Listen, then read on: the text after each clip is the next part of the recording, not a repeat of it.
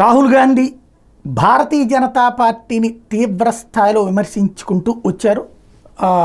ఏదైతే అప్పట్లో చేసినటువంటి నోట్ల రద్దు తప్పుడు పని అన్నారంటే ప్రతిపక్ష నాయకుడు హోదాలో ఘాటైన విమర్శలే చేశారు.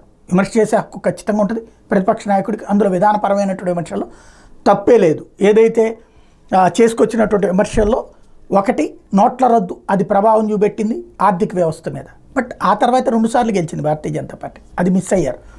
రెండవది వచ్చేటప్పటికి పారిశ్రామిక రంగం విఫలమైంది. మరి అదేంటో పరిశ్రమలేమో వచ్చేస్తున్నాయి పెద్ద ఎత్తున, కొత్త కొత్త పరిశ్రమలు కూడా వస్తున్నాయి. నిరుద్యోగం అన్నటువంటిది దేశ గణాంకాల ప్రకారం తగ్గింది, లేదని చెప్పట్లే, ఖచ్చితంగా తగ్గింది అన్నటువంటిది లెక్క చెప్తుంది. ఉపాధి అవకాశాలు గతంతో పోల్చుకుంటే ఇప్పుడు పెరిగినాయి.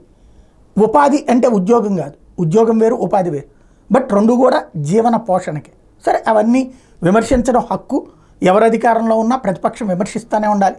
కాకపోతే హిందుత్వ అంశానికి సంబంధించి కీలకమైనటువంటి వ్యాఖ్యలు చేశారు. అదేంటో ఒకసారి విందాం.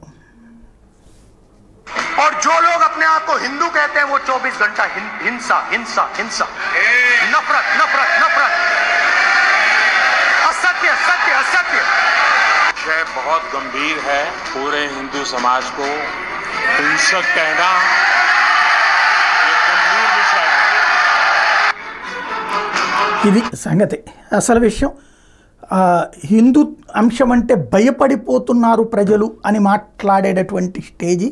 మరి ఇది కరెక్టా కాదా అంటే దాంట్లో మిగతాదంతా వింటే కరెక్ట్ అనిపిస్తుంది అంటారు కాంగ్రెస్ వాళ్ళు. కానీ ఒక్క హిందువులు అంటే భయపడిపోతున్నారు, లేకపోతే హిందుత్వ అంటే భయపడిపోతున్నారు అంటే మరి ఆయన ఏం చెప్పదలుచుకున్నారు అంటే ఆయన విధానాన్ని ఆయన చెప్పదలుచుకున్నారు. ఆ డివిజన్ ఆఫ్ పాలిటిక్స్నే ముందుకు తీసుకొస్తున్నారు.